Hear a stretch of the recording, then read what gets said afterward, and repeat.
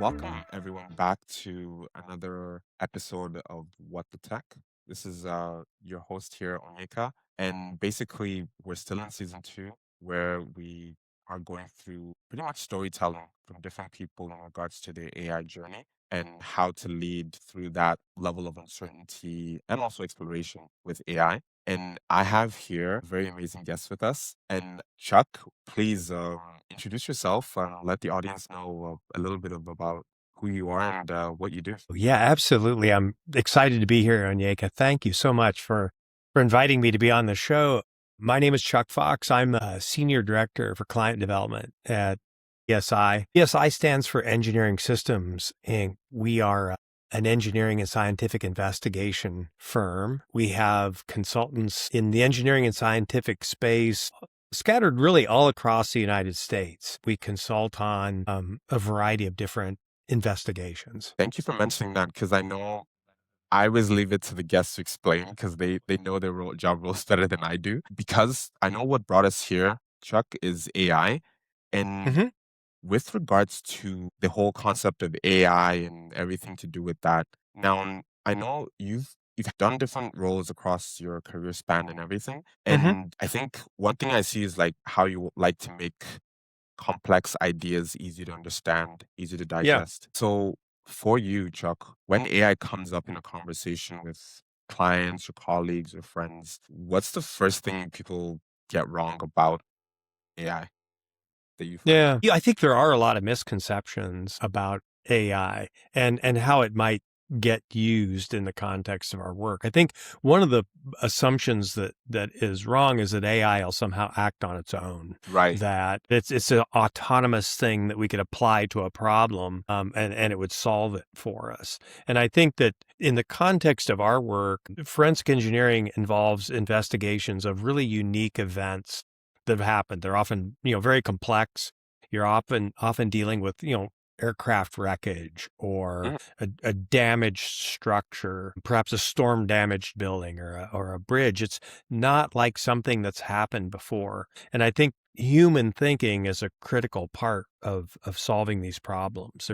There's an element of intuition that Mhm. experts bring to the table that comes from their experience in a field for many, many years. And while AI can assist them, can maybe stimulate their thinking about a topic, there is still a critical human element to it that's part of an investigation. So I think about it, when I think about it in my own experience, it's a lot like driving a car that has some of the driver assist features that we Right. have now. The car isn't really driving itself. I'm You're still in doing control of the something. car, but yeah, but there's some super handy things that it tells me along the way that Right. maybe I didn't have access to in the past. And that's what AI is doing. And I think I like the fact you keep mentioning the human experience there because as much as AI is great and amazing, the application and the place to apply it really does matter. And also to what degree is it assisting with human work Yeah. versus are you trying to make it the human, which it can never really be at the end of the day. Yes. Yeah. And I think it's, I was in a webinar the other day that was aimed at attorneys. They were talking about Mm, using AI in legal practice. okay. And we all know that there are some, famous legal cases where perhaps proper scrutiny wasn't given to the AI Mhm. and hallucinated, cases have been cited. And that leads to really bad outcome, Yeah. in the practice of legal industry. So I think that oversight, that experience, that human element that comes to this is still absolutely critical, when interacting with an AI. And that's a good point to mention because I know that in your work, especially given what you're talking about with investigations, accuracy and trust is vital. So when you see AI tools today, all the different ones that are available, where do you feel the most confidence? Like, sorry, where do you feel most confident in using such a tool? And where do you still feel to be cautious? Like, is it a degree of how far in my typical process should I involve AI versus I should just give it the breadth of the whole process and see how it helps? Yeah, I think that's a great question. I think that what I have found is that AI is an excellent partner. I can partner with it to create things that I probably couldn't do on my own, or it's better than it would be if I did it on my own. It's like a really good team member. So, But it's not always the most reliable team member. Like I said, it can hallucinate. It can right. maybe misunderstand. And so I think that almost points back to one of the misconceptions. I think a lot of times I've heard people that are frustrated with AI or, just I don't get what I need out of AI. And I think if your expectation is that you can give it a single prompt or ask it a single question, it's going to come up with this brilliant response, you're probably overthinking it. You're asking too much of it. Oh, What I've learned is having a conversation with AI. No, that wasn't, it gives me a first response. No, that wasn't what I was thinking. I actually, and then I'll give it more information. And there's sort of a back and forth. It's much like conversing with another person. mhm. You can kind of interact, you can clarify, and oftentimes resolve something of real value from that. So I think that I'm not always confident that it's going to give me exactly what I want in one question, but I'm pretty confident with it when I interact with it over time. um, AI and we will get to some kind of response that's really, really quite good. And most of the time, I would say, I get somewhere where I'm really satisfied with the outcome. And I think as the AIs are getting better, I'm getting better at interacting with them too. That that's an interesting concept, Chuck, because do you feel like there's a bias for perfection coming from us, the humans, given that AI is Yeah. this, newfangled, not as new, but it's a newfangled tool, so to speak. And Yeah. to what you just said, if someone puts a prompt in, they're expecting a high quality answer versus that you have to keep on, like the dialogue needs to keep on flowing. I think that's right. It's unpredictable in ways that we're not used to interacting with when it comes to software. Mm, Microsoft Word, you pop up Microsoft Word, you pretty much know what it's going to do. When you push this button, that right, happens. right. It's all just one thing to the next. With AI, you might get a response that's surprising, right? Yes, But that's true with other human beings too. it Like is. when I hear people say, well, it hallucinates. Yeah, so do people. I mean, ask, like how many times have you asked someone a question, maybe not given them enough information, And they just go on and a you got a tangent. got a crazy response, right? Yes, it's true. Right. Right. And so what we would tend to do is continue that well, maybe you run away, right? Or you continue that To conversation clarify. and Yes, right. yes. And that's what I've found interacting with AI, unlike Microsoft Word, kind of continuing to probe for the right the right response, or maybe what you're looking for more conversationally, Mhm. is what's been really effective for me. That that's, and to even to the next one, like, because I think that's an interesting point to mention there is because I'm not sure, do we have as much grace, the kind of grace we would give a human being in a conversation to to journey towards the answer? Do we expect, especially in microwave generation of, it needs to happen so quickly, do we expect Hmm. that perfection at lightning speed? So if it failed within 2 prompts, it's therefore not a quality tool to use, whereas it really was, you just didn't have the patience to see it through. Right.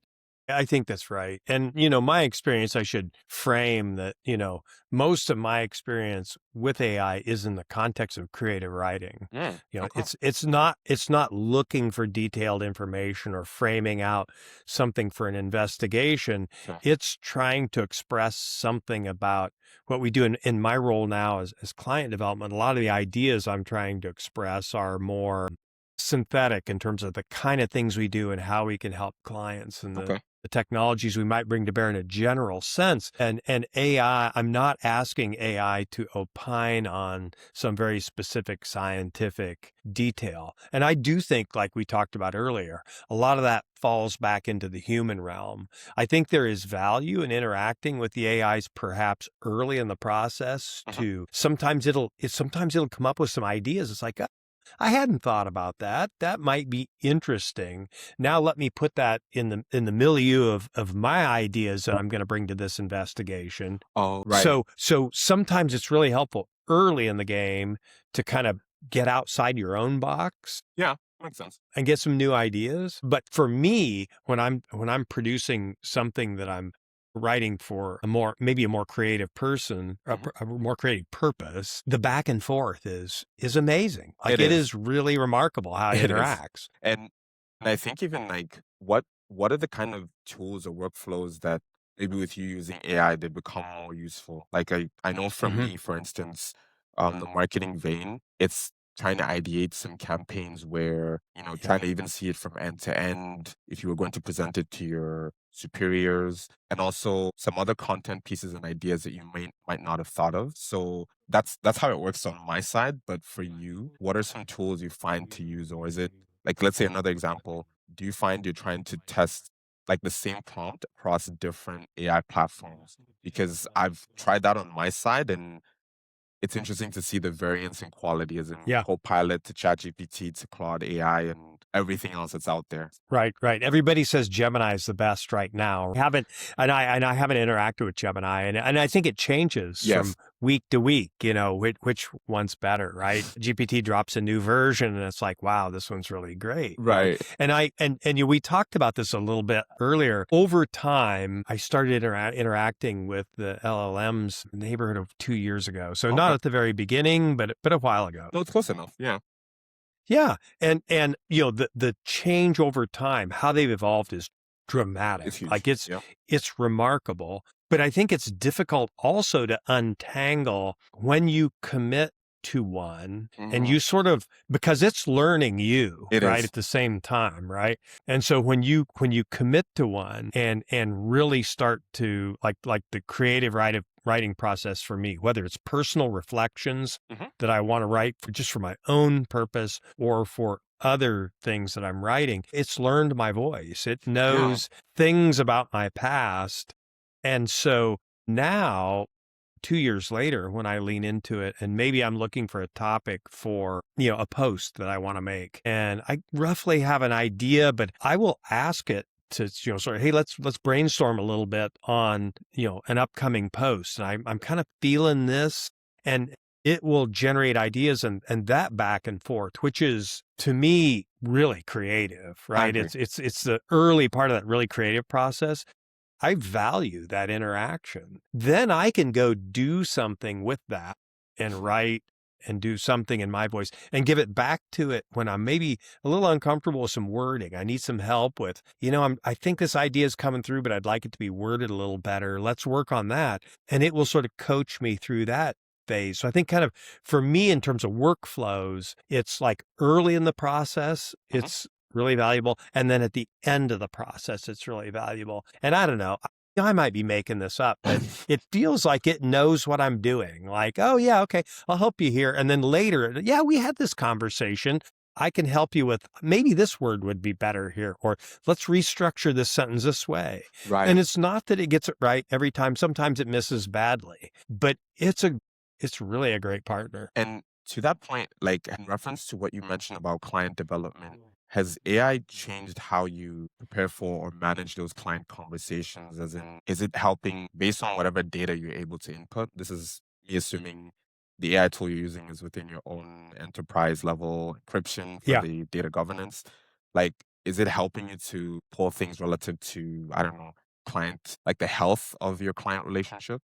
And also maybe like different ideas Hmm. that help with whether it's cross-selling versus just retention, Hmm. like how are you able to use it to help generate what actually works for you? Yeah. Yeah. That's a great question. And I think an excellent use of AI sort of outside like that creative writing space. Hmm. The other place that's really great is as a kind of a summary tool, right? Okay. So if Yeah. you use like, for example, Microsoft Copilot is looking inside of our Microsoft accounts and I can summarize emails, for Yes. example. There might be a series of emails over time that I've had with a client and I'm going to have a call that's coming up in a day or two. And I'm just like, I just need to I want to go back and remember that I haven't missed something. Like I'm going to have a chance to touch base. I don't want to waste my client's time. I want to be prepared. And so there might be something that pops out of one of those summaries. It's like, oh, don't remember that email, but Yes, now I remember that conversation Right. and I can actually provide an update or I can ask a question that's vital. And I don't have to, I mean, you know how 30 minutes after a call, you're like, oh, I wanted to ask that question I forgot about. No, I have it right in front of me because it dutifully summarized Right. those conversations. Or perhaps I'm going to walk into a meeting with the president of our company and I know he's going to want to know, what's going on with this particular account Mhm. or a conversation we had. I can just really quickly summarize everything, all the conversations that I've had with him or with my business development director. I can see what she and I have been talking about. And it pulls it together in a way that is super easy to catch up with Mm. and is fairly complete. And if I have a concern, like, wait a minute, like this doesn't seem quite right, it'll reference the email. I can go back and just look at the email. It's super easy to pull it up. I know there are people that have folders, and I have a colleague who's, his emails are always perfectly organized in folders. My email is a mess. It's Onyeka, a whole like I different can't. universe. Right. But, AI saved my bacon because I can just, have it Ask it and summarize it'll all the pull. emails from Yeah. this person and it just does it. So that's magic. The other little thing I did that was pretty stunning for me, but, I was sort of about a year ago, maybe 6 months ago, it was, kind of hearing, there was a lot of buzz about how good it was at Python code. Okay. And I am not a programmer by All any right. stretch of the imagination, right? But I had this task. It was a pretty simple task. We use abbreviations in our Mhm. company for people. They're 3-letter abbreviations. And, we've grown from, like, when I joined, it was a smaller company. We've grown to like almost 500 employees. I don't know everybody's 3-letter abbreviation. Believe me, there are probably engineers on our team that do, but I don't. And I'm like, man, I get these reports and I just want to know who was on this case, who Right. touched this particular client. And so I'll bet I could make some Python code that would do this. And so I Hmm. went to ChatGPT and I said, hey, here's what I want to do in very plain language. Here's what I want to do. Right. And it generated a script and it didn't work. But it was enough code that I could look at it and I'm like, I kind of see where it's failing. Oh, And I could look at the code and I'm like, so I fixed it by hand and that didn't work. So I shared it with a colleague who's a little more better at scripting than me. He's like, I think it might be here. Like, check this. And I oh, tried to fix that. That didn't work. So I gave it back the to code. ChatGPT and I said, hey, it's, this code is not working. Can you tell me some things you should do? And it's like, yeah, you should fix this line and this line. And it will be more robust if you change this line to this. Right. So I fixed it up and it ran. Really? Yeah, I use it almost daily now to just add a column to a report that gives me plain language, just the names of people instead of an Wow. abbreviation. And it's a dumb little thing. I know it's not, all the people that code in Python are like rolling their eyes right now, But it but it worked. enabled me, right? It enabled me to just go off and do this thing that now I use on a regular basis, which is really, really cool. That's a great story, Chuck, because I think it's even that point where to not even give up when because you and AI are forging something, you still are kind of the master architect, so to speak. Hmm. So the responsibility is still on you with regards to intuition. So I think Yeah. that's a question I have for you. Is that just something that's ongoing, the human intuition that you read this? I mean, separate from code where you can test it out for, like, let's say the creative, you read this and you're like, this doesn't sound human. It doesn't flow Yeah. well. It seems like it might be missing something. Like, how do you honestly train that intuition? Because you still needed to proofread whatever AI outputs at the end of the day. Yeah. Yeah. And I do think it was this was kind of an interesting thing that happened for me because I was I was on LinkedIn a week or two ago and I saw a post. It was from a writer, Hmm. someone who's a professional writer, Okay. and she was talking about sort of the flip side of the vibe that you get a lot on LinkedIn and social media that, AI is ruining, social media because there's people just kind of Oh, cranking out all this content and you can right. tell it's written by AI, full of dashes, and there's sort of all these signals that you can The see. cliches. Yeah, yeah. And she was, she was sort of like I'm on edge because sometimes I use dashes in my writing and I'm afraid people are going to call me out that Oh I used man. AI. And I responded to her because I was like, I get that. Like I kind of get people's frustration, but at the same time, like AI has made me a far better writer because I have this coach that's sitting beside me all the time that I can lean on that Hmm. helps me be a better writer. And I don't want to feel guilty for that. Like, that's Right. a really good It thing. is a good thing. And the analogy I thought of, I was trying to explain this to my wife the other day, and the analogy I thought of is like the other thing I love to do is I love to play guitar. And I'm equally not good at playing guitar, but it would be really cool. Like if I had Keith Richards sitting beside me every day, Mentoring. like coaching me to play, I would be a much better You'd be better. guitarist. But Yeah. you know what? At some point along the way, people would say, you just sound like Keith Richards. Come on, like it just sounds like, Right. and so there's a jumping off point at which Hmm. I think you learn from that mentor, but then you do develop your own style and you Right. do. And I think that's when, I talk about kind of using AI as an assistant, like I mean, giving it an idea, having it spit out a block of text and throwing it on social media is not a good use, right? That's not maybe not taking enough responsibility. It's simple functions. Yeah. But there's a power in it, and it's in some of its coaching that I think is really good. And I think it can help people that maybe can't code in Python, but they maybe would learn to code in Python from interacting with AI, or maybe aren't the best writer, or there's a zillion applications like that, Onyeka, that would make you better, right? So I love to partner with it, and I'm pretty big on partnering, and I would miss it if I didn't have it now. I do like that. I'm not sure I've heard that said, not on this podcast, but even in general, where it's more of it's not a lazy person using AI to try to just, for it to do your job or like to do tasks for you. So you just don't have to. There's a difference between that and the person who's like, I'm using it as a mentor. So when Yeah, the growth crystallizes at some point, I'll actually be able to grow on my own. And that, yeah, that's because that's a different right. perspective. You're not trying to use AI to just simplify things. You're growing with it. So at some point, all that, though, even the thinking process is changing at the same time. Yeah, Yeah. yeah, yeah. I mean, I'm Huh. evolving with it, Yes, right? evolving with it. Yeah. Mm-hmm. Not Yeah, using it to undercut your work, so to speak. correct. Right. Huh.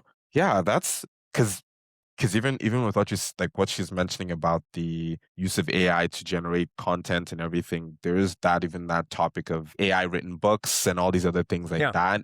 yeah, And at the end of the day, is it AI to teach an author the best way to write, as in writing techniques versus actually yeah. writing the whole script for you? Those are two different things. Yeah, Yeah. exactly. And Yeah. I would say that like I have learned, from because I write with it pretty much every day. Hmm. Like I'm interacting with it on. So I've had that's the task that I've had the most time in saddle with AI. I have learned like I don't think I knew really what style and voice. I people would talk about that, and I have writers I interact with Hmm. here at work that would say, "Oh, I'll take this and fix your voice. It's not consistent."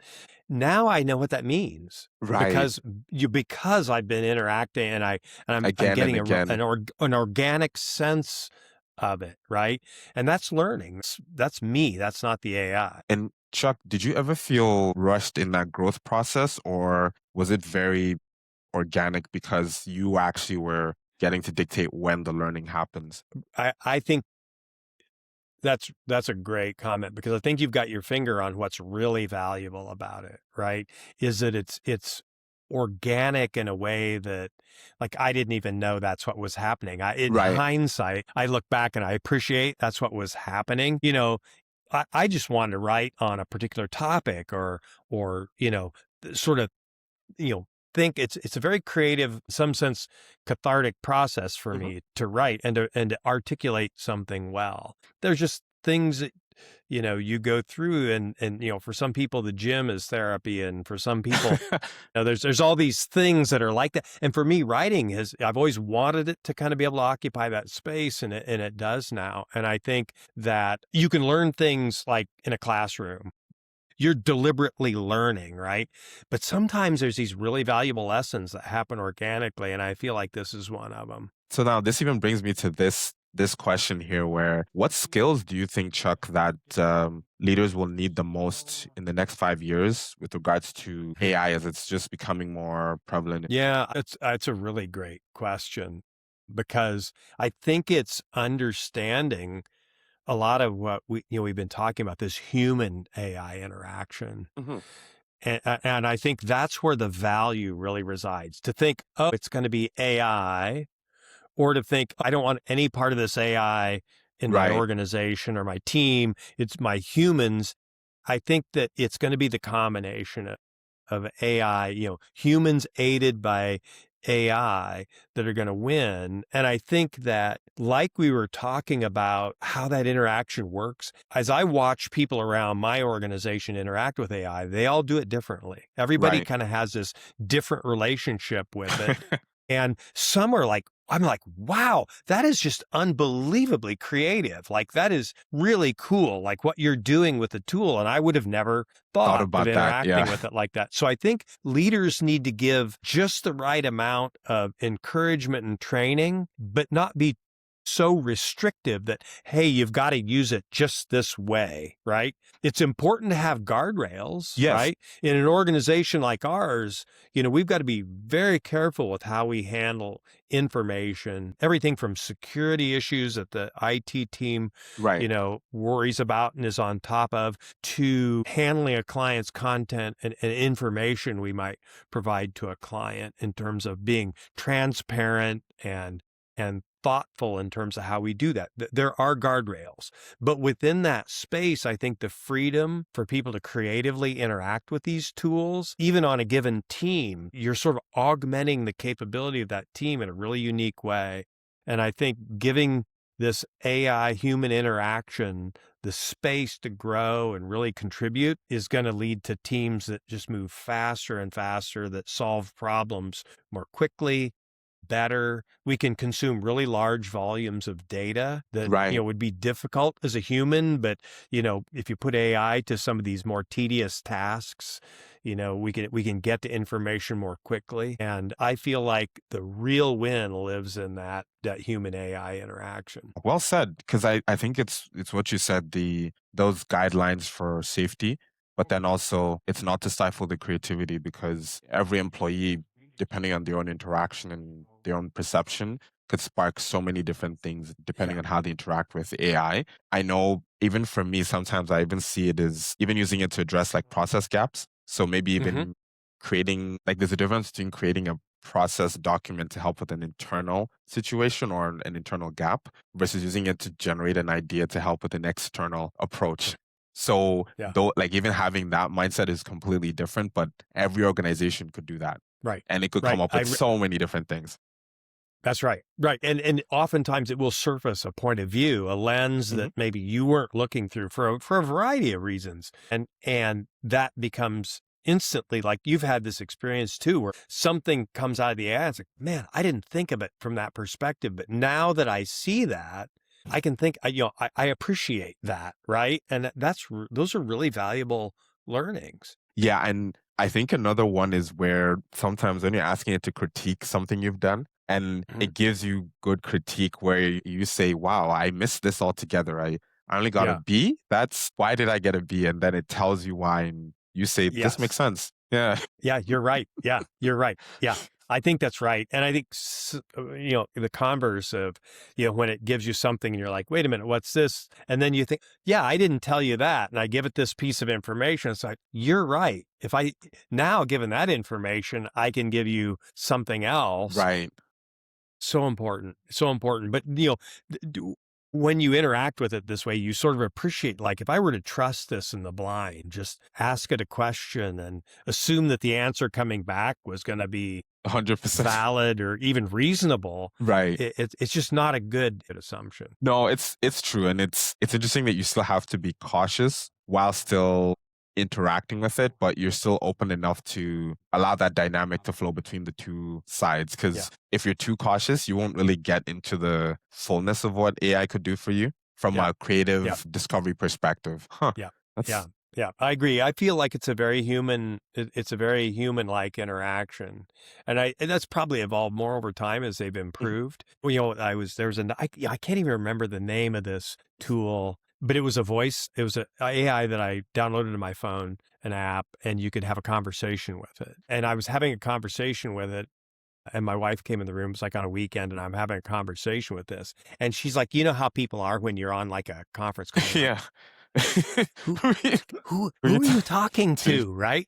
And it's like, oh no, I'm just talking to an AI, right? And I was just having this, and it was just like this conversation that just kind of went from one thing to the next. And it's just like, Interesting. wow, this is really wild. Like interacting with a voice Right. as opposed to interacting with text on a screen and a Yes. prompt is really different too, right? And so I think it's going to be really interesting as the modalities, we're so accustomed to sitting in front of a Right. computer with a keyboard in front of us, and that's such a limited way to interact. And I think as some of the, these different modalities evolve, and that's how it works in our vehicles and other things where we're, our hands are consumed in another way, Right. it becomes even more personal, and it interacts in a different way. So I'm excited for those things to happen too. I'm fascinated by how humans take in information, how our sensory modalities work. And I think that's another area where AI is going to grow dramatically. Before I even mention the second last question here, Chuck, I think that's that's very well put together because even the format through which someone interacts with AI could affect their perception of it. If we go back to human history, things were running, I say text, but writing letters, mailing them all around the world and Yeah. everything before we even got to where the telephone is, which is now the vocal element of things. Yeah. So it's that evolution and how much does that affect the actual experience with Yeah. that technology. So, that's yeah, sorry, very interesting because someone who's only dealt with it from a text perspective might feel way different when they actually start talking and it's like a living conversation that just keeps on going. Yeah. Yep. Exactly. And this is maybe a tangent, but there's some really interesting areas of neuroscience Hmm. where, for example, scientists have given people limited ability to hear who are unable to hear, they're deaf for some reason or Okay. another, and they can hear through if you put vibratory devices on their skin equipped with microphones, they can actually hear via receiving the vibrations via their skin. Oh wow. It's cool. Your brain doesn't really care too much. It's like, that's information. I'll process it like I would audible information. Oh, And so you can give people the ability to hear through tools like this. So it's great if you want to go out and look. You can go down a rabbit hole on YouTube, watching videos. Like there's a couple of TED Talks. I don't recall the neuroscientist's name, but it's some pretty brilliant work. But what came from that research is the idea that, okay, well, you could use microphones to tune it to audible sound, but you could use other input devices to tune it to other things. So, for example, could you feel the stock market? Could you feel the US economy? Could you feel the state of interesting. the air quality that day? In Right. other words, are there other ways other than just like verbal information or text on a screen that would allow you to consume information that would be intuitive, that would be valuable to a human being? And I think that's, that's an interesting thing in That's the an way interesting one. AI can sort of take volumes of information and compress it into summarized versions of things. It, you know, it begins to, again, that partnership of consuming large amounts of data, converting that into something that humans can use intuition on, I think Right. is a partnership that's really, really interesting to think about. On it, that's an interesting concept because So I'm that's trying. my futuristic thinking. When I look into the Wow. crystal ball. Yeah, because I'm trying to think of like, is it using AI as a vector to pull from sources and having the hardware to like, there's so many interesting ideas that come out of that. Wow. Thank you Yeah. for sharing. I think it's also because not everyone will get to read everything, but even just hearing one concept could spark Yeah. someone's mind to say that the future is still evolving even now. And so many people are finding new ways to use amazing things. So, and for The second last question was, I mean, it's a pretty straightforward one, is how would you describe your own journey with AI so far? If you had to just one sentence to sum it up, how would you describe it? Yeah, I think it's been a terrific partnership. And I think we've talked about that, but I Mhm. discovered that along the way. I didn't think that's what it was going to be like going into it, but it's Oh, really become a terrific partnership. I expected it to be a interesting. tool like Microsoft Word or Excel Oh, or, like no something life to like it. that, right? Yeah. Yeah. And it turns out I would miss it desperately if you took it away from me. At a strangely personal level, right? I like the fact you said that in terms of it. As much as it's a tool, it has some level of life to it, and also that you're willing to give it the chance to evolve and grow with you, not to say, if you don't do this, then automatically Yeah. you've kind of failed. Yeah, I look forward to interacting with it. I really do. Wow, I'm really glad that you're having such a great experience with AI and also how you intentionally integrate it and also learn from it while still being the Mhm. human in Yeah. charge of the relationship and how it flows. Yes. Yeah. And honestly, Chuck, to my last statement here is more, what is your favorite way of using AI right now? Whether that's personal or professional, what's your favorite way? So, yeah, I think personal and professional blur a little bit for me because some of the things I write do make it into things that I share publicly and Hmm. and some things don't, Hmm. right? But I think for me, the thing that I'm most proud of personally, and the thing I think I feel the most deeply is this kind of relationship I have with it writing and this writing coach.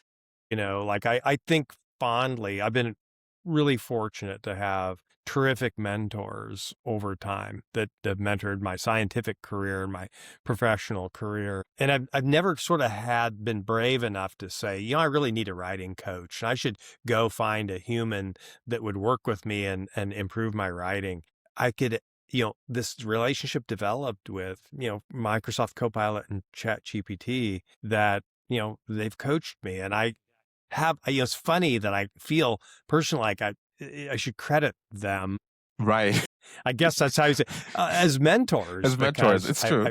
yeah, yeah, because I feel like they've really changed something that means a lot to me. I think professionally, people are like, thank goodness that guy's writing got better. Personally, it's really satisfying too to feel more comfortable and confident, Mhm. in that space. That was important to me.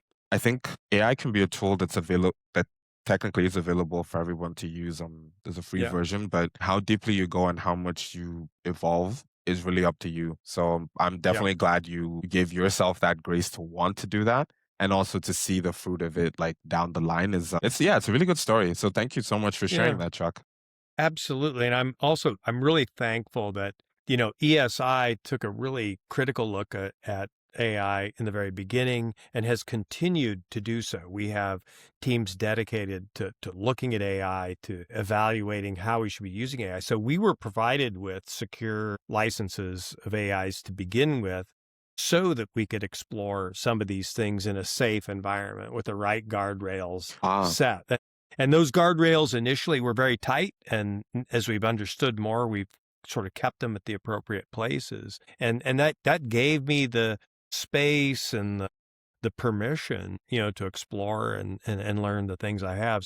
So as an organization, if there was a message I would kind of have for organizations is that being really thoughtful and deliberate about how your teams engage with AI is important because you could go off the rails in either direction, being too constrictive or too free with it.